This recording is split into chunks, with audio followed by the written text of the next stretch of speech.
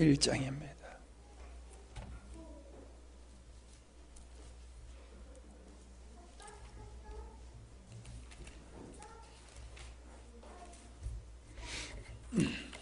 (1장) 1절로 5절까지. 데오빌러여, 내가 먼저 쓴 글에는 물은 예수께서 행하시며 가르치기를 시작하신부터 그의 택하신 사도들에게 성령으로 명하시고 승천하신 날까지의 일을 기록하였노라. 그가 고난받으신 후에 또한 그들에게 확실한 많은 증거로 친히 살아 계심을 나타내사 40일 동안 그들에게 보이시며 하나님 나라의 일을 말씀하시니라. 사도와 함께 모이사 그들에게 분부하여 이르시되, 예루살렘을 떠나지 말고 내게서 들은 바 아버지께서 약속하신 것을 기다리라. 요한은 물로 세례를 베풀었으나 너희는 몇 날이 못되어 성령으로 세례를 받으리라 하셨느니라. 아멘. 잊어버릴까 봐 그러는데 예배 마친 다음에 저 화본을 다시 좀 들여놔 주셨으면 좋겠어요. 소리가 하얗게 와가지고 지난 밤에요. 그래서 다 죽었으리라고 생각했더니 그래도 아직은 안 죽었는지, 그런데 좀 들여놔 주시기 바랍니다. 10월 달에 설이 오는 건 전 처음 봅니다. 여기 와서. 예. 보셨어요? 설이 온 것? 예.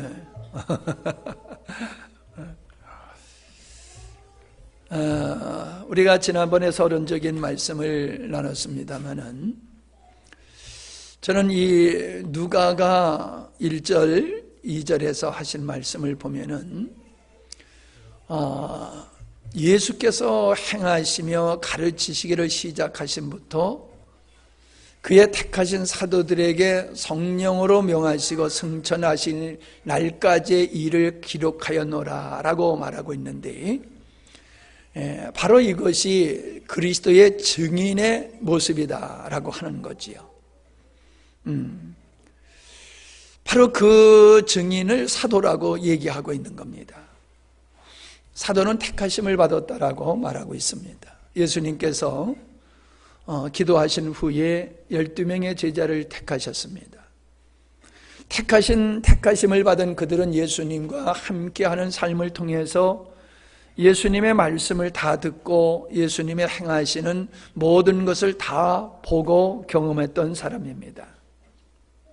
그것이 바로 사도의 권위가 있는 것이고, 사도로서의 삶을, 그리스도의 증인된 삶을 살 수 있는 조건이라는 거지요. 증인은 아무나 증인을 세우는 거 아니지요. 어떤 일에 연관이 있는 사람들, 체험한 사람들, 그런 사람들을, 목격한 사람들을 증인으로 세우지 않습니까? 우리가 뒤에도 살펴보겠습니다마는, 성령이 임하시면 너희가 권능을 받고 예루살렘과 유대와 사마리아와 땅끝까지 이르러 내 증인이 되리라고 그랬습니다. 사도들만이 증인이 아니라 성령 받은 모든 사람들이 또한 그리스도의 증인이 되어야 된다라고 말씀하고 있는 겁니다. 사도들이야 예수님과 3년 동안 동고동락을 했기 때문에 예수님에 대한 모든 것을 증거할 수 있는 자격이 있지요. 할 말이 있지요. 왜? 보고 들은 것이 있으니까요. 그게 증언이지 않습니까? 마땅히 그리스도의 증인이 될 수 있는 사람이 사도라고 한다라고 하면은, 오늘을 사는 우리들은 어떻게 그리스도인의 증인이 될 수 있냐는 거예요. 2000년 전에 이 땅에 계셨던 예수님, 우리는 그분의 죽으심을 보지도 못했고 그분의 부활도 목격하지는 못했습니다. 그런데 우리는 예수님의 성령으로 탄생하심을 믿고 그분이 행하셨던 모든 것을 사도들이 보고 경험했던 것과 같이 경험하지는 않았으나 그대로 믿고 예수님의 죽으심과 부활을 우리들은 그대로 사도들과 같이 동일하게 믿는다라고 하는 것이 보통 사람들이 생각하면 있을 수 없는 일이지요. 이 정신 나간 사람들이라고 생각할 수가 있지 않겠어요? 광신자들이나 할 수 있는, 이성이 마비된 사람들에게서나 볼 수 있는 그런 현상이라고 마땅히 사람들이 생각하겠지요. 근데 우리는 그것을 믿습니다. 근데 보십시오. 2절을 보면은 그가 택하신 사도들에게 성령으로 명하시고 승천하시기 날까지의 일을 기록하였노라라고 말하고 있습니다. 저는 성경을 읽을 때마다 참 기가 죽어요. 왜 기가 죽냐면은, 아니 나는 어릴 때 생각 별로 없거든요. 다 잊어버렸어요. 그렇게 잊어버리는 은사가 있어가지고 별로 기억나는 게 없어요. 그런데 사도들은 어쩌면은 3년의 일이니까 다 기억할 수 있겠다라고 생각할 수 있겠지만, 여러분 3년 전에 저하고 여러분들하고 나눴던 모든 거 다 기억하고 계십니까? 우리 못하잖아요. 3년 전은 고사하고 3일 전에 내가 뭐 했더라 생각하면서 가물가물하잖아요. 우린 그렇게 쉽게 잊어버려요. 그런데 어떻게 3년 동안에 있었던 모든 일들, 그리고 한참 지내서 이것을 기록을 하는 거거든요. 수십 년 후에 지난날에 있었던 일들을 기록하고 있단 말이에요. 야, 이 사람들 머리 되게 좋으네. 어떻게 그걸 다 기억했을까? 저는 늘 읽을 때마다 기가 죽었어요. 근데 오늘 여기 답이 나와요. 성령으로 명하시고 승천하신 날까지. 결국 그들이 경험한 모든 것과 더불어서 성령께서 그들에게 그 사건을 새롭게 조명하신다는 거죠. 새롭게 조명하시는 거지. 그와 같이 우리는 경험을 하지 못했다 할지라도 그 역사의 주인공이신 삼위일체 하나님께서는 예수님의 행하셨던 모든 말씀과 행하셨던 모든 일들을 사도들에게 새롭게 조명하셔서 기록하게 하신 것과 같이 그 말씀을 읽는, 성령의 조명 속에서 기록한 그 말씀을 읽는 우리에게도 동일하게 그 성령이 역사하실 때에, 그 사건은 이미 오래전 일이지만은 생생하게 오늘 내 앞에서 이루어지는 바로 그 사건의 주인공이 자신이 되어지는 그런 은혜를 입게 된다는 거지요. 그래서 믿는 거지요.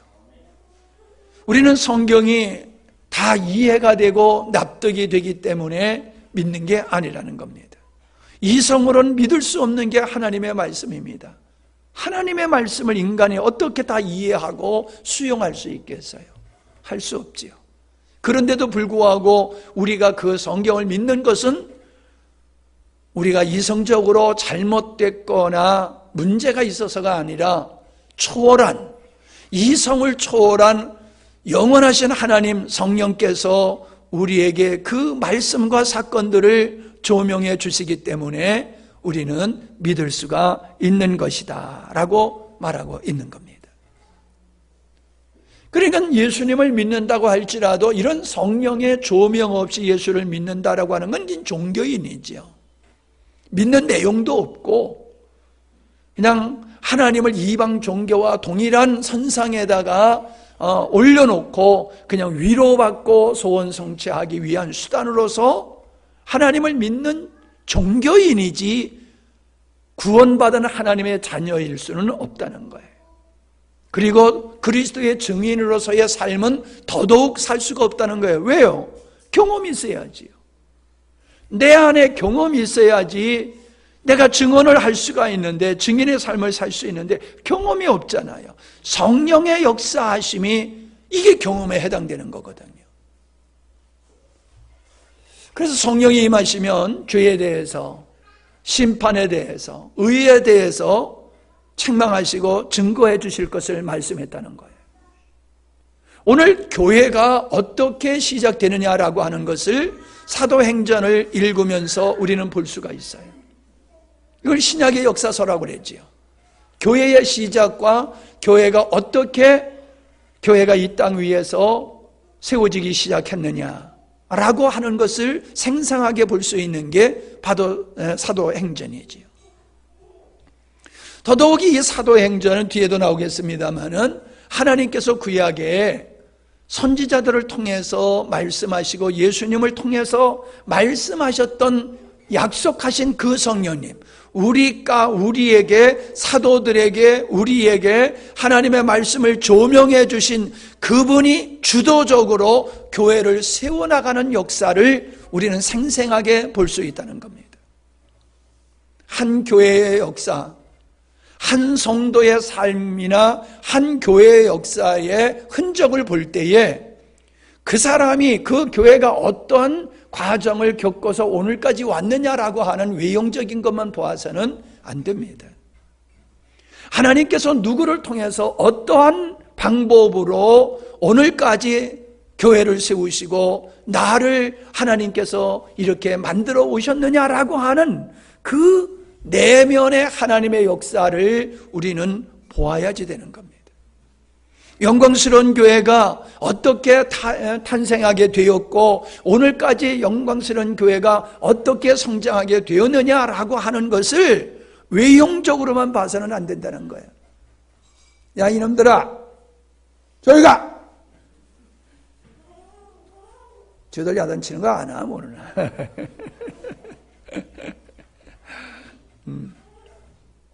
오늘 쌍둥이 아빠 엄마가 왔다 갔어요. 유영관 집사님 아시잖아요. 큰아들이 결혼해서 아이를 낳는데 쌍둥이를 낳았어요. 아들하고 딸하고. 근데 나는 보기만 해도 질리더라고. 어떻게 이 둘을 어떻게 기를까? 나는 그냥 막 헉 질리더라고요. 그래도 확실히 엄마 아빠는 용감하고 은혜를 주셔서 감당하게 하시더라고요. 우리는 외형적인 걸 보는 경향이 참 강해요. 어떤 사람의 행동을 봐도 제가 사모님하고 이제 나이가 먹어갈수록 자꾸 이게 듣는 게 서로 다르게 듣고 막 이래가지고 이제 좀 말다툼 아닌 말다툼을 할 때가 있거든요. 근데 이제 가만히 보면요, 내 마음과 사모님의 마음이 서로가 마음을 읽기보다는 드러난 행동을 더 읽는 거예요.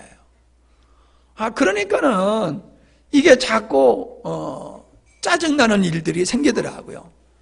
알고 보면은 사실 그 짜증날 일이 아닌데 얼마든지 이해할 수 있는 일인데 이게 자꾸 그런 그 세월의 흐름에 따라서 좀 그런 기능이 떨어지는 건지 좀 그런 일이 있어요. 뭐 여러분은 없겠습니까? 다 있죠. 근데 우리가 사람의 드러난 행동을 가지고 판단하면 다 정죄받을 수밖에 없는 존재더라고요. 그러나 우리가 내면을 들여다본다라고 하면은 다 이해할 수 있는 일이다.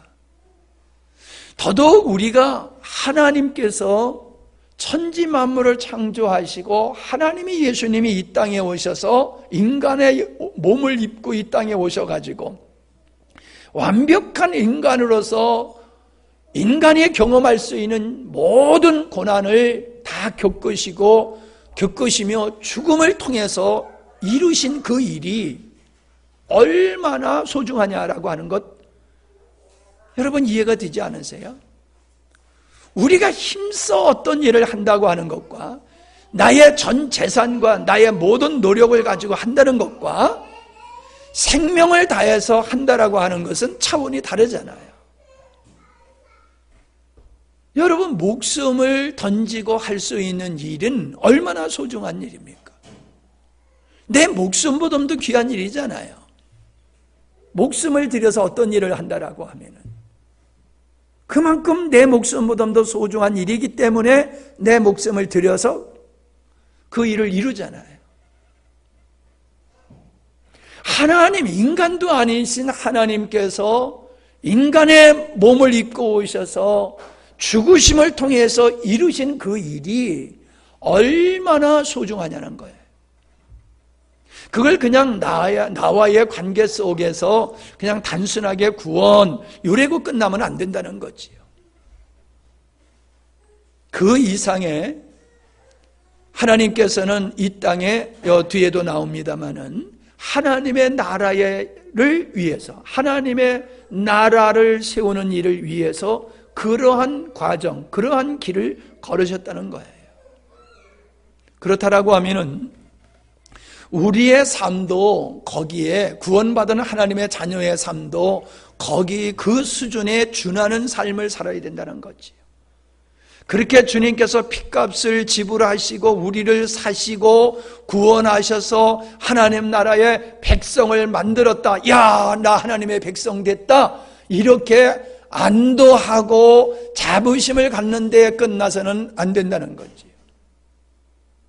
그 영광의 자리에 내가 이르게 된 것을 다행으로 여기고 행운으로 여기고 그냥 감사함으로 끝날 일이 아니라는 얘기지요.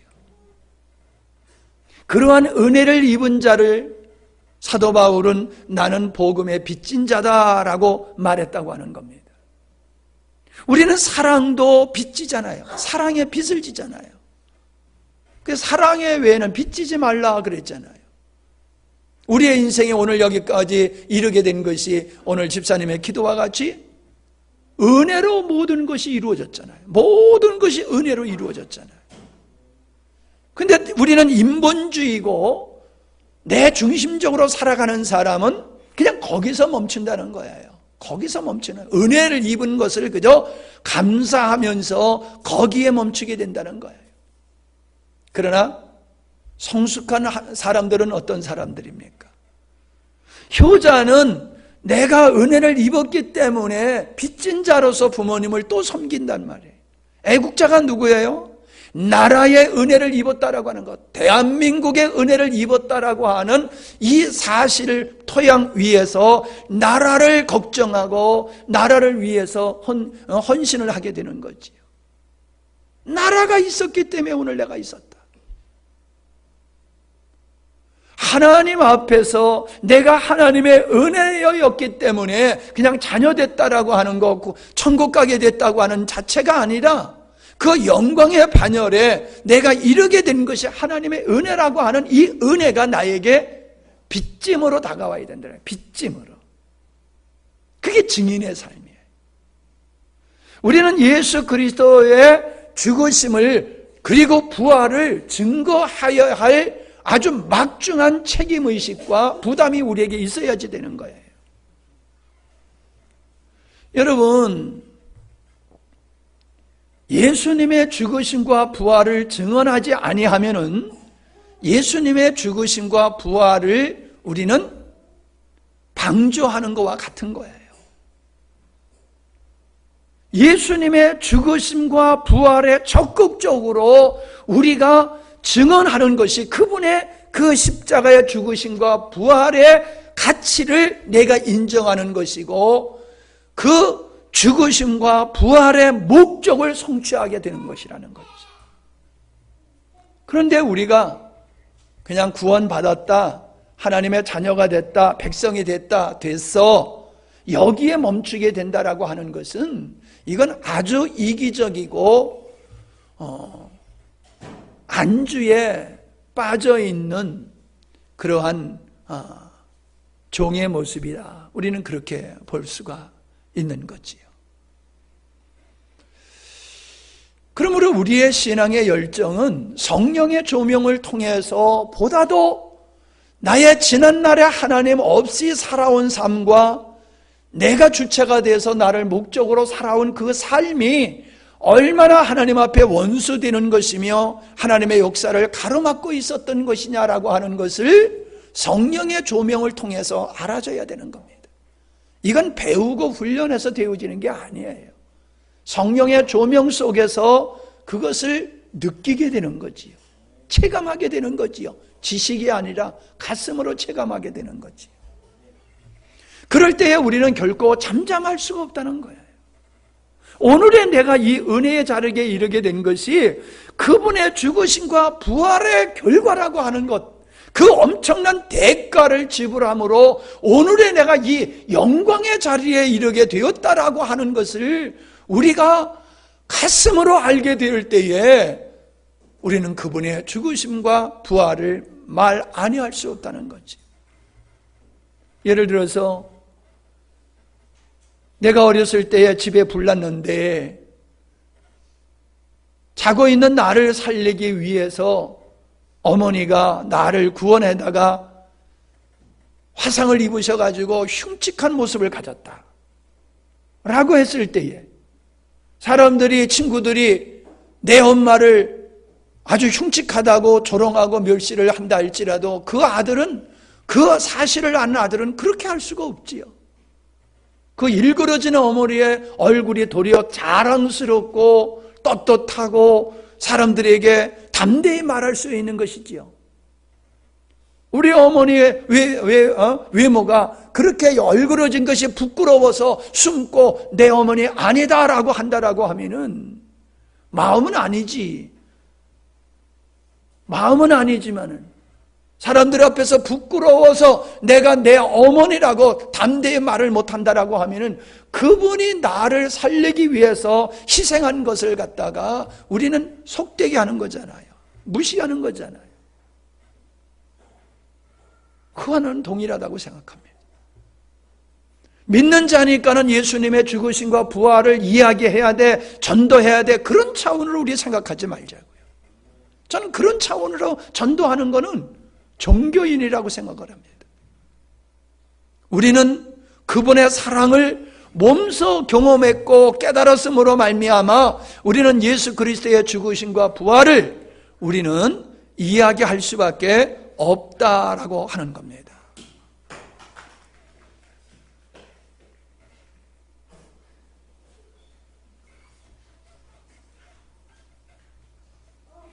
나 아무 말도 안 했는데. 자, 우리는 예수님의 부활이 우리의 신앙에 있어서 아주 핵심이고 기초라고 하는 거예요. 예수님이 이 땅에서 행하신 모든 일들이 다 사실이라 할지라도 예수님의 부활 하나만 거짓말이라고 하면은 기독교는 가짜입니다. 그야말로 예수님은 그냥 성인 중에 한 사람에 지나지 않을 것이지요.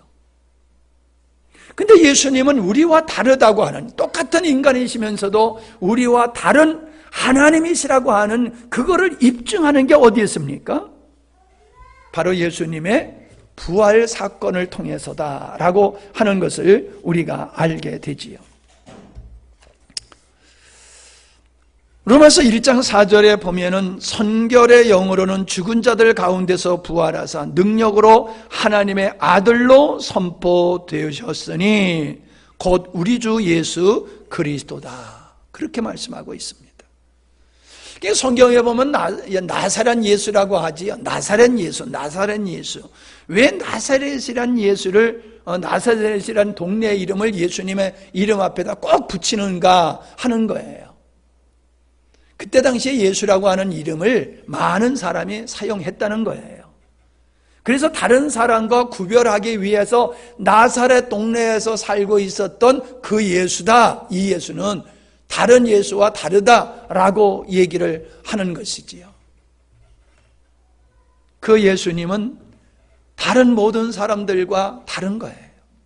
왜냐하면 그는 사망의 권세를 이기시고 부활하셨기 때문입니다. 그분의 부활이 없이는 기독교가 존재할 수가 없는 거예요.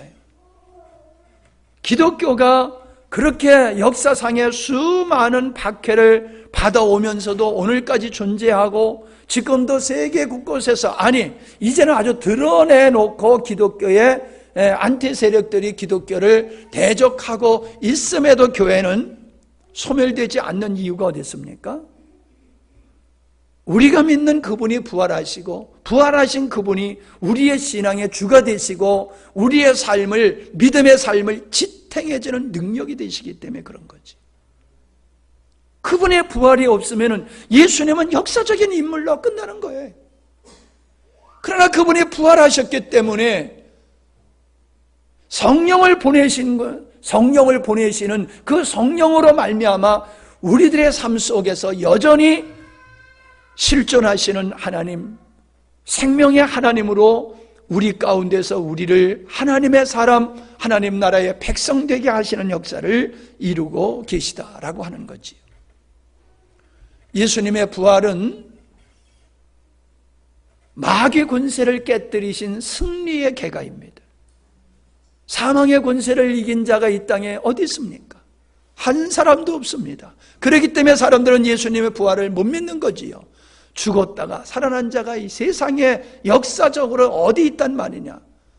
죽었다가 살아났다는 사람은 또 죽었잖아요. 죽었다가 살아났다는 사람들 종종 있잖아요. 근데 그들 죽었잖아요. 결국은 사망을 이긴 사람은 없습니다. 물론 에녹이 승천하지요. 엘리야가 승천했지요. 그건 하나님의 주도적인 역사 속에서 초월적으로 일어난 사건이고 일반적으로는 부활을 경험한 사람이 없어요. 이 그냥 예수님의 부활했다가 아니라 예수님의 부활은 마귀의 권세를 이긴, 깨뜨려버리신 그런 승리의 사건이다라고 하는 거지요. 물론 하나님의 입장에서 마귀의 권세를 깬다는 것이 좀 우습습니다. 표현상.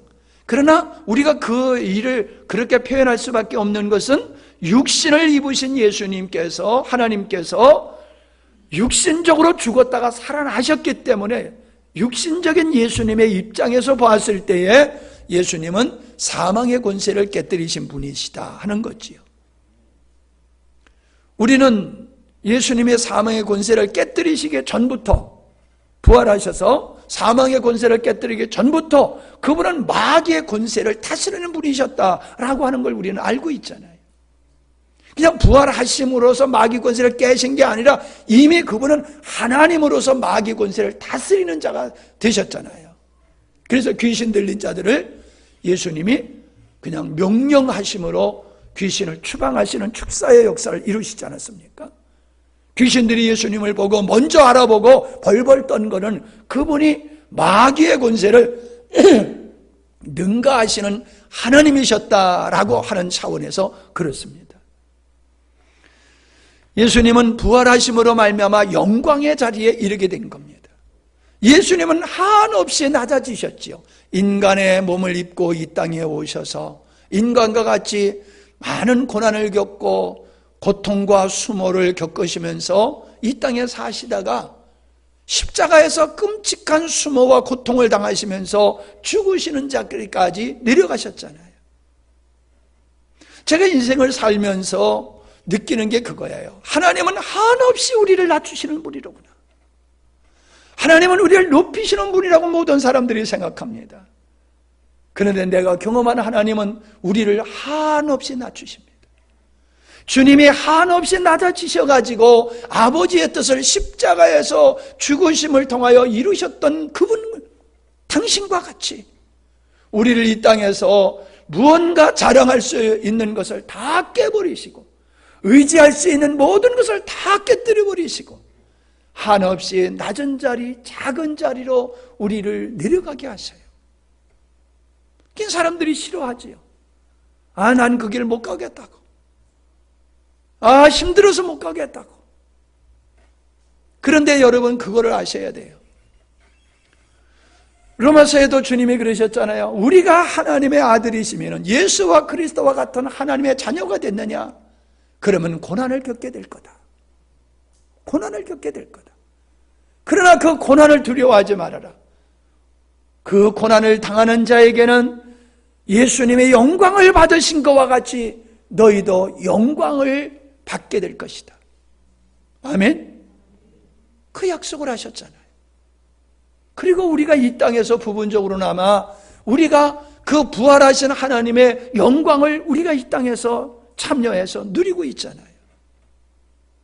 예수님의 부활은 일시에 가장 낮아졌던 자리에서 가장 높은 왕위에 오르시는 그러한 형극이 된 것이에요.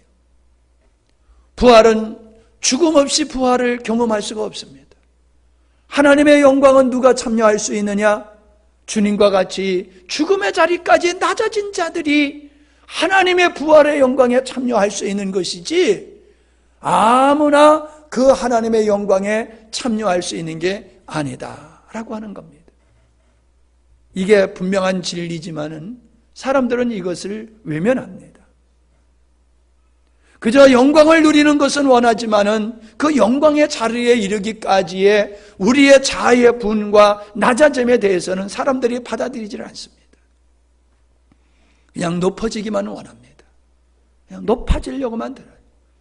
그러니까 주님이 말씀하세요. 인자가 올 때에 믿음을 보겠느냐? 사람은 믿음을 가졌다고 하지만은 다 자기를 높이기 위해서, 영광을 받기 위해서 살지, 가장 낮은 자리에 이르려고 하는 사람들이 별로 없을 것이라고 말씀을 하고 있습니다. 사람은 영광스러운 자리에는 뽐내고 참여합니다. 그러나 희생을 해야 되고 수고를 해야 되는 그런 자리에는 사람들이 이 핑계 저 핑계 대고 못 가요. 안 해요. 나도 어떤 목사님이 문자가 왔어요. 목사님, 오늘 서울 광화문 집회 갈 것입니까? 예, 죽기 살기로 하면 갈 수 있겠지요. 근데 내 몸이 좀 불편하니까는, 목사님, 내가 시술 후에 회복 중이라 참 못 가겠네요. 마음은 굴뚝 같으네요. 그리고 문자 보내고 내가 안 갔어요. 이게 우리의 모습이 아닌가 하는 생각을 갖습니다.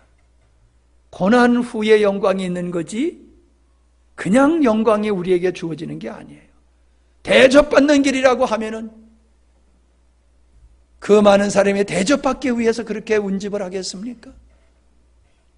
우리가 교회 집회를 봐도 그저 인간을 띄우는 그런 집회는 사람들이 엄청나게 모이지만은 복음적인 집회는 사람들이 안 모여요. 복음적인 집회는 사람들이 안 모여요. 그게 뭘 증거하는 거예요?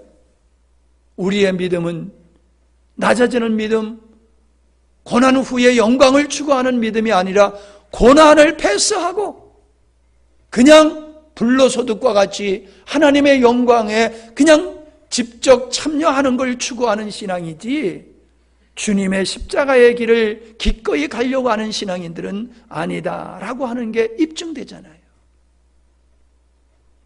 정말로 저는 예를 들어서 연합 집회했을 때에 순수하게 복음적인 그런 마음으로만 모이는 사람을 걸러낸다라고 하면 과연 몇 사람이나 모일까 하는 생각을 가져봅니다. 우리 교회는 어떨까요? 우리 교회는 어떨까요? 저는 그런 생각을 늘 하는 겁니다. 그래서 교인이 몇 명 모이느냐, 재정이 얼마냐, 뭐 그런 것을 중요하게 생각하지 않습니다. 과연 우리 교회 영광스러운 교회의 성도들은 몇 프로가 주님이 가신 그 십자가의 길을 기꺼이 가는 사람들이냐? 즐거움으로, 감사함으로 사도들이 예수님을 증거하다가 핍박을 당하는 것을 당연히 여기고 기뻐하고 즐거워했다고 했는데, 오늘 우리가 좁은 길을 걸어가면서 얼마나 기뻐하며 즐거워할 수 있는 성도가 몇 프로나 될까? 저의 관심은 거기 있는 거예요. 저의 기도는 거기에 집중되어 있어요.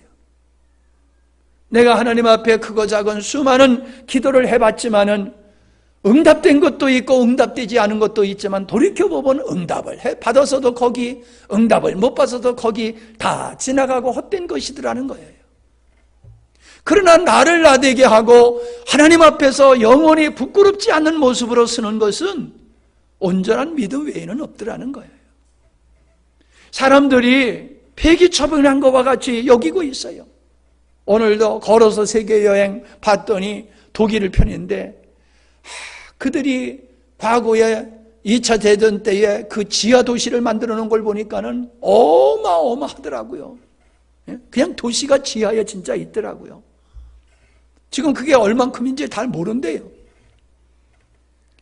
그때에 폭격당하는 그 유명한 교회가 그걸 폭격당한 것을 갖다가 없애버리지 아니하고 그걸 보존하고 있더라고요. 현대식으로 옆으로 쫙 현대식으로 해놓고 이렇게 위에는 폭격에 깨진 거를 그대로 이래서 그 2차 대전 때 전쟁의 전운의 흔적을 그대로 보존하고 있더라고요. 과거에 그 독일에서의 종교 개혁이라든가 기독교에 꽃피웠던 문화는 그냥 문화로 남아 있는 거예요. 문화로. 그냥 죽은 건물, 죽은 문화로 있어요. 그런데 거기서 살아있는 모습은 동성애자들이에요. 동성애자들이 너무나 자연스럽게 그들이 동성애 문화를 누리고 있는 그 모습을 보면서 기독교는 죽었고 세상에 살아서 움직이는 그러한 모습을 저는 볼 수가 있었어요. 이러한 꼴이 왜 되어 있습니까? 왜 이런 꼴이 되었습니까? 우리는 고난을 패스하길 원하는 거예요. 주님을 따라가는 자가 마땅히 경험해야 되고 지불할 대가, 그걸 싫어하는 거예요. 주님은 우리를 건져내시기 위해서 십자가에서 당신의 피를 대속 제물로 주시고 우리를 사셨어요. 그냥 우리를 사신 게 아니에요. 구원하신 게 아니에요. 당신의 피값으로 우리를 사시고 구원하신 거예요. 그래서 예수님 짤이라고 우리가 책 나눔도 했었잖아요. 예수님 짤이다. 그럼 예수님 짤이 된 나는 예수님 짤이만큼의 삶을 살아야 되잖아요. 주님이 나를 피값으로 주고 사셨으니 나는 피값을 또 지불해야 되잖아요. 주님을 따라가는 데는 피값을 지불하지 아니하고는 따라갈 수 없어요. 그게 고난의 길이에요. 그게 좁은 길이에요. 그게 십자가의 길이에요. 율법적인 걸 얘기하고 있는 게 아니에요. 자기 부인, 그거를 통해서만이 주님이 가신 길을 갈 수 있는 것이에요. 오늘날 기꺼이 이런 길을 가는 것을 자청하고 영광으로 여기면서 가는 그리스도인을 찾아보는 게 그렇게 흔합니까? 저는 흔하지 않다고 봐요. 복음을 깨달으시는 분들이 그래요. 목사님 외로워요. 그래. 외로워? 그게 맞는 거야. 집사님이 외롭지 아니하면 복음을 모르는 거야. 집사님이 외롭다고 하는 자체가 이미 세상과 구별된 길을 걷고 있다는 거야. 주님이 머리 둘 곳이 없다고 말씀하셨잖아. 그게 성도의 길이야. 그 길을 가는 사람이 얼마 안 돼. 그래서 외로워. 그리고 그런 사람은 천하보다도 귀하게 여겨지는 게 되는 것이 왜인지 알겠어? 그런 대화를 합니다. 육의 사람은 영광만을 추구하지 그 영광을 위한 십자가, 대가를 사람들은 생각을 안 해야 한다라고 하는 것입니다. 예수님이 하신 일이 뭡니까? 하나님의 나라에 대해서 말씀하셨다라고 하는 거예요. 제가 성경을 보면서 궁금했어요. 예수님은 전도를 하셨으면 도대체 어떻게 전도하셨을까? 그게 궁금했었어요. 근데 성경을 보니까는 예수님은 하나님 나라에 대해서 늘 말씀하셨다라고 하는 것을 우리는 볼 수가 있었습니다. 요거 나가기 전에 요 얘기를 해야 되네. 예수님의 부활은 나의 부활이 되어야 된다는 거예요. 예수님의 죽으심이 나의 죽으심이요, 예수님의 부활이 나의 부활이 되어야 된다. 이게 진짜 십자가의 신앙이지, 예수님 죽음 나 따로, 예수님의 부활 나 따로, 이건 기독교의 신앙이 아니에요. 우리는 로마서 6장 3절로 5절까지의 말씀을 보면은 분명히 예수님의 죽으심과 합하여 나도 죽고 옛사람이 죽고 예수님의 부활과 합하여 우리가 새 사람이 되었다라는 말씀을 하고 있습니다. 이걸 모르면은 그리스도인이 아니에요. 이걸 모르면 그리스도인이 아니에요. 천국 못 갑니다. 하나님의 자녀가 아니에요. 하나님의 자녀는 옛사람은 예수님과 함께 죽고 예수님의 부활에 동참하여 하나님의 새 생명을 소유하고 그 새 생명으로 사는 사람이 이게 하나님의 자녀요, 그 나라의 백성이요, 천국의 시민이 되는 거예요. 어린 양의 신부가 되는 거예요. 여러분 한번 주변의 사람들을 보세요. 예수님의 죽음이 내 죽음, 예수님의 부활이 내 부활이라고 그렇게 믿고 그렇게 살아가는 그리스도인이 얼마나 있냐는 거예요. 몇 명이 모이는 교회냐가 중요한 게 아니에요. 몇 사람이 모이냐가 중요한 게 아니에요. 여러분 저 공원묘지에 가보세요. 거기에 들어놓여 있는 사람이 얼마나 많은가. 그러나 그 사람들은 다 죽은 사람이에요. 그 수많은 죽은 사람과 살아있는 개하고 바꾸라고 그러면 누구 어떤 걸 가져가겠어요? 살아있는 강아지 하나 가져가지 죽어있는 수많은 사람 들러매고 갈 사람 하나도 없을 거예요. 영적으로 죽어있는 사람은 수천 수만 명이 모여도 그거는 다 공원묘지에 누워있는 시체들과 똑같은 거예요. 여러분 그게 보이십니까?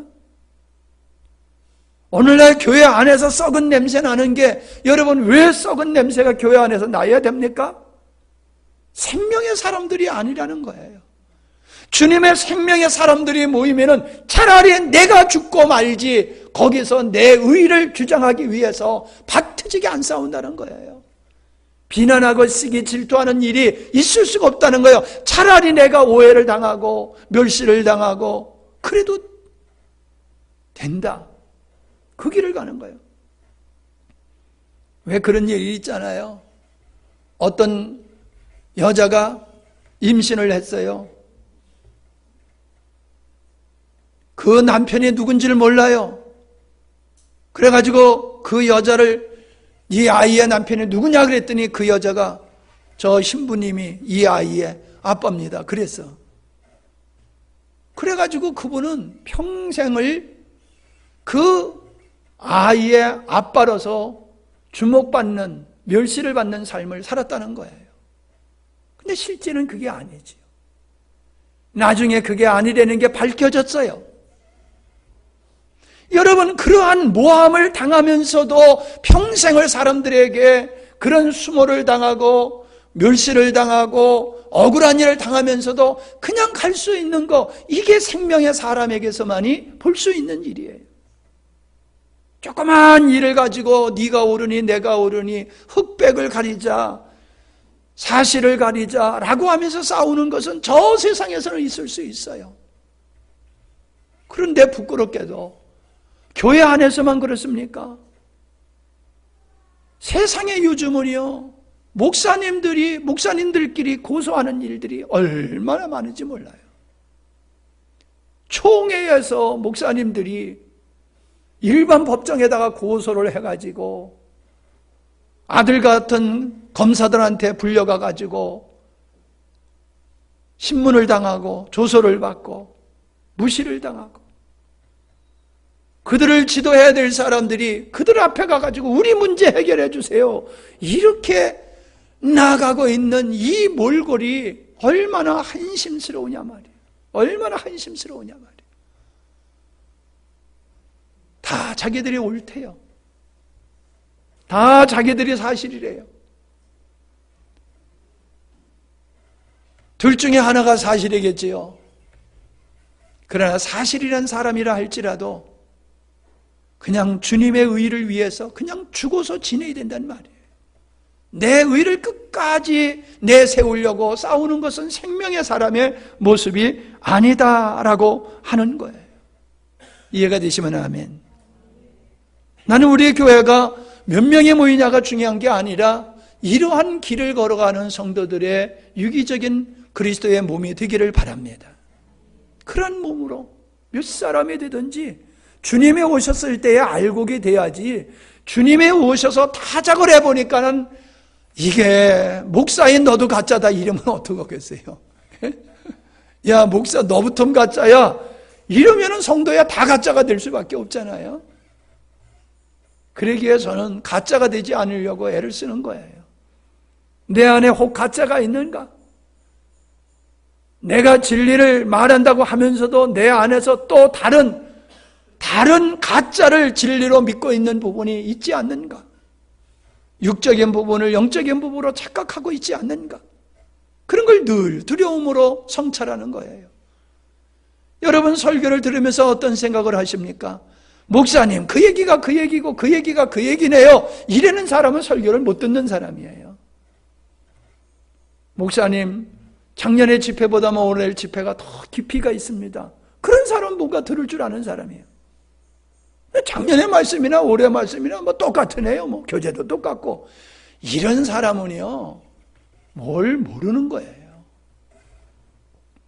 그 다름의 차이는 작은 차이가 엄청난 차이로 발전되어 가고 있어요. 이게 깊어질수록 작은 차이는 엄청난 차이를 가져요. 그거를 들어야 돼요. 그거를 들을 줄 알고 그거를 발견할 줄 알아야 돼요. 익숙한 이야기만 듣고 똑같은 말씀이라고 생각하면 안 돼요. 익숙한 말씀 속에 툭툭 터져나오는 그 새로운 깊이 있는 이 말씀을 들을 줄 모른다라고 하면은 설교는 내가 듣고 싶은 것만 듣는 사람이에요. 아이고, 시간이 많이 갔네요. 하나님의 나라를 예수님께서는 전하셨어요. 아, 그렇구나. 예수님이 하나님의 나라에 대해서 전했다라고 하는 것이 이게 큰 의미가 있는 거예요. 뭐예요? 하나님의 창조의 의도를 얘기하시는 거예요. 하나님의 나라란 어떤 것인 줄 아느냐? 아버지께서 창세전에 계획하신 그 계획이 바로 하나님의 나라다. 예수님의 마지막에 하셨잖아요. 내 나라는 이 땅에 있지 않다. 나는 그 나라의 왕이다 라고 말씀하시는 그 나라, 아버지께서 예정하신 그 나라를 선포하셨던 그분이 그 나라를 세우기 위해서 십자가에서 죽고 계시잖아요. 그분이 죽음으로 이제는 말씀으로 증거하시고 기사와 표적으로 증거하시던 그 하나님의 나라에 대해서 이제는 죽으심을 통하여 그 하나님의 나라를 세워가고 계시지 않냐 이 말이에요. 예수님이 이 땅에 오신 이유가 거기 있었고 예수님이 이 땅에 오셔서 하신 일이 바로 거기에 있다는 거예요. 최종적인 종착지가 하나님의 나라를 세우는 일을 위해서 십자가에서 죽으시고 부활하시는 일이셨다는 거예요. 우리들이 가야 할 종착지가 어딜까요? 이 땅에서 잘 먹고 잘 살고 잘 되는 것이 우리의 인생의 최종적인 목적이라고 하면 그 인생 실패의 인생이 되는 겁니다. 내가 예수 믿기 전에나 예수 믿은 후에나 먹고 마시며 사는 것은 동일하지만은 내 인생의 목적은 하나님의 나라다. 그냥 내가 하나님의 나라의 백성이 됐다고 하는 것에 대해서 기뻐하고 안주하는 정도가 아니라 나는 그 하나님의 나라를 위해서 십자가를 지셨던 주님과 같이 나도 내 평생을, 내 인생을 그 하나님 나라를 세우는 일을 위해서 헌신하는 게 내 인생이다. 아멘? 그게 가정에서 그 작업이 이루어져야 되고 직장에서 그 작업이 이루어져야 되고 교회에서 그 작업이 이루어져야지 되는 거예요. 우리가 이러한 분명한 정체성과 우리들이 해야 할 일에 대해서 우리가 모른다라고 하면은, 외면한다라고 하면은 이거는 바른 신앙이라고 볼 수가 없는 겁니다. 건강하지 못한 신앙이에요. 건강한 신앙은 바로 주님이 가신 길을 따라가는 자입니다. 그걸 제자라고 말씀하시는 거잖아요. 제자. 우리는 그분의 제자가 돼야 돼요. 아멘? 그냥 예수 믿고 천국 가는 사람이 아니에요. 그건 그냥 가는 거예요. 가게 돼 있어요. 주님은 우리에게 너는 내 제자가 돼야 된다. 네가 하나님 나라의 백성이냐? 그러면 너는 내 제자가 돼서 내가 가는 길을 함께 가야 되는 거다. 동일하게 가야 되는 거다. 끝까지 가야 되는 거다. 아멘. 여러분이 세상에 안주하지 아니하시기를 바랍니다. 육체에 안주하지 아니하시기를 바랍니다. 깨어 있어야 된다는 게 그거예요. 아차 하면은 우리는 깨어 있지 아니하면 나도 모르게 세상이 그렇고 습관적으로 그렇고 우리는 육적으로 돌아가 버려요. 그래서 우리는 늘 긴장해야지 돼요. 그리고 빨리 돌아와야지 돼요. 빨리 우리는 돌아와야 돼요. 물론 세상으로 안 가면 좋겠지요. 그러나 우리는 연약하기 때문에 돌아갑니다. 그쪽으로 갑니다. 그러나 빨리 돌아와서 우리가 주 안에서 주님이 걸어가셨던 길을 함께 가는 그리스도의 제자, 사도들과 같은 삶이 우리 영광스러운 교회 사랑하는 성도들의 삶이 되기를 주의 이름으로 축원합니다. 감사합니다. 하나님, 참 사도행전을 통해서 누가의 신앙과 성령께서 어떻게 사도들을 통하여 교회를 세우셨는가 하는 것을 살피게 해주시니 감사합니다. 지난날의 역사를 공부하는 것이 아니라 지난날의 역사 속에서 역사하셨던 하나님, 그 하나님을 오늘의 하나님으로 우리가 경험하게 하시고 그 하나님으로 말미암아 초대교회가 세워졌던 것과 같이 오늘날 내 마음속에 하나님의 나라가 온전히 세워지게 하시고 우리의 교회가 진정한 하나님의 나라요 그리스도의 몸으로서 세워져 가는 일에 우리가 다 함께 그리스도와 같이 희생하며 피 흘릴 수 있는 성도들이 되게 하여 주시옵소서. 진리로 무장하게 하시옵소서. 하나님의 생명으로 풍성하게 하옵소서. 우리 안에 파쇄해야 할, 무너뜨려야 할 견고한 진들이 있습니까? 명확하게 보게 하시고 지체치 아니하고 부서뜨릴 수 있는 죄들이 될 수 있도록 은혜를 베풀어 주옵소서. 행여나 하나님, 돌짝밭과 같은 심령, 길가와 같은 심령으로서 존재하지 않게 하여 주시옵소서. 하나님, 넘어지는 자, 결실을 하지 못하는 자는 하나님 버림을 받는 자임을 우리는 보았습니다. 오직 알곡만이 하나님 앞에서 인정받는 것임을 압니다. 세례 요한이 예수님을 가리켜서 타작마당에서 타작하는 농부의 모습으로 우리 주님을 말씀하셨는데 이제 나를 구원하시는 하나님은 나중에 재림하실 우리 주님은 심판주로 이 땅에 오신다는 사실을 우리가 명확하게 인식하게 하옵소서. 내가 인정하는 내 믿음으로 주님 앞에 서는 것이 아니라 주님이 인정하시는 모습만이 주님 앞에 설 수 있는 것임을 우리가 알아싸우니 우리의 믿음을 성찰하여 티와 흠이 잡힌 것이 없는 온전한 믿음으로 주님 앞에 서갈 수 있도록 은혜를 베풀어 주옵소서. 추수기에 수고하는 우리 집사님들 강건케 하셔서 일하는 데에 어려움이 없도록 붙잡아 주시고 위로하여 주시옵소서. 가정의 평강으로 기름 부어 주시어서 우리가 주의 길 가는 데에 너무 힘들지 않게 하여 주시옵시고 고난을 당하나 넉넉히 이기는 믿음으로 굳게 서가도록 주님 축복하여 주시옵소서. 이기는 성도들 되게 하옵소서. 하나님 앞에 칭찬받는 주의 자녀들 되게 하옵소서. 주의 거룩한 역사를 흥왕케 하는 하나님의 귀한 자녀들 되게 하옵소서. 우리의 찬양이 하나님 보좌에 상달되게 하시고 우리의 예배를 통하여 흑암의 권세가 깨어지게 하여 주시옵소서. 우리의 지혜와 분별 있는 믿음을 통하여 어둠에 있는 자들을 구원해내게 하여 주시옵시고 우리가 선구자적인 역할을 감당하여 흑암에서 방황하는 영혼들을 주님께로 인도하는 선견자들이 되게 하여 주시옵소서. 하나님, 우리의 모든 것을 나보다도 더 잘하시고 나에게 필요한 것이 무엇인지를 너무나도 잘하시는 주님, 은혜와 공의를 베푸시사 영육간의 주의 은혜로 덧입혀 주시어서 승리케 하여 주시옵소서.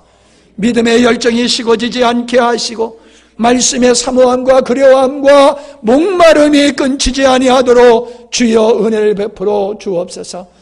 하나님의 말씀이 생명 있게 선포되게 하시고 그 말씀을 주의 영으로 주의 그 아버지 조명 속에서 듣게 하시고 깨닫게 하옵소서. 하나님, 우리를 붙잡아 주옵소서. 아버지, 우리를 붙잡아 주옵소서. 연약한 자들을 강하게 하시옵소서. 믿음 없는 자들에게 긍휼을 베푸시사 저희들이 회개하고 주 앞에 돌아오며 말씀과 생명 위에 든든히 gat쓰는 하나님의 자녀들이 되게 하여 주시옵소서. 거짓에 속어 있는 성도들과 이 민족을 주께서 깨우쳐 주옵소서. 주여 분별의 은혜를 도와시옵소서. 잃어버렸던 경건의 영을 도하여 주시옵시고 잃어버렸던 주를 향한 새로운 믿음이 이 민족에게 회복되게 하여 주시옵소서. 주께서 어둠의 권세를 깨뜨려 버리시고 부활하셨던 그 부활의 능력이 이 나라 이 민족에 함께하여 주시어서 저 거짓된 민족을 아버지 속이고 아버지의 못된 짓을 하는 저 악한 무리들이 이 땅에서 무너지게 하여 주시옵시고 어제 하나님의 새나라가 이 땅에서 다시 한번 세워지는 은혜를 베풀어 주옵소서. 하나님께서 이 민족을 지켜주시면은 누구도 이 민족을 어찌할 수 없음을 압니다. 아무리 간악한 무리라 할지라도 그들의 악한 계략이 하만의 머리로 돌아갔던 것과 같이 저희들의 발등상에 떨어질 것이며 저희들의 머리에 뿌려질 것입니다. 주여 이 나라의 한국교회가 주님 앞에서 먼저 회개하는 역사가 있게 하옵소서. 인본주의여 율법주의여 기복주의에 빠져서 세상과 혼합되어 망가져가고 썩어져가고 있는 한국교회가 회개하고 하나님 앞에 돌아올 때에 아버지께서 이 민족을 버리지 아니하시고 이 민족을 세워주실 줄 믿습니다. 다시 한번 하나님 복음의 새로운 회복과 꽃이 피는 역사가 이 땅에서 일어날 것입니다. 저 여의도에서 100만 명이 넘는 수많은 집회가 있었던 것과 같이 저 강화문에서 외치는 것이 정죄하고 타도하는 소리가 아니라 회개하고 하나님께 은혜를 구하며 하나님께 영광을 돌리는 소리로 바꿔지게 하여 주시옵소서. 저희들의 마음을 붙잡아 주시옵소서. 저희들의 생각을 지켜 주시옵소서. 하나님 이 민족을 지켜 주옵소서. 한국교회의 지도자들이 먼저 회개하고 주님 앞에 서게 하여 주시옵소서. 나는 의롭고 저들이 잘못됐다는 생각에서 벗어나게 하옵소서. 우리가 오늘의 현실을 바라보며 그 책임과 그 원인이 내게 있음을 깨닫게 하여 주시옵시며 눈물로 하나님 앞에 회개할 수 있는, 눈물로 하나님 앞에 긍휼과 자비를 구할 수 있는 저희들이 되게 하옵소서. 방황하는 우리의 청소년들, 우리의 아들, 딸들을 하나님 구원하여 주시옵소서. 거짓된 세상의 사조에 빠져서 인생을 사기당하고 도둑질당하고 강도당하는 저희들의 영혼을 구원하여 주시옵소서. 우리의 영광스러운 교회가 시대적인 사명을 감당할 수 있는 교회로 모든 성도들이 깨어있게 하여 주시고 예수님과 같이 하나님의 나라를 세워나가는 아름다운 일꾼들로 주님께서 축복하여 주옵소서. 예수님의 이름으로 기도하옵나이다. 아멘.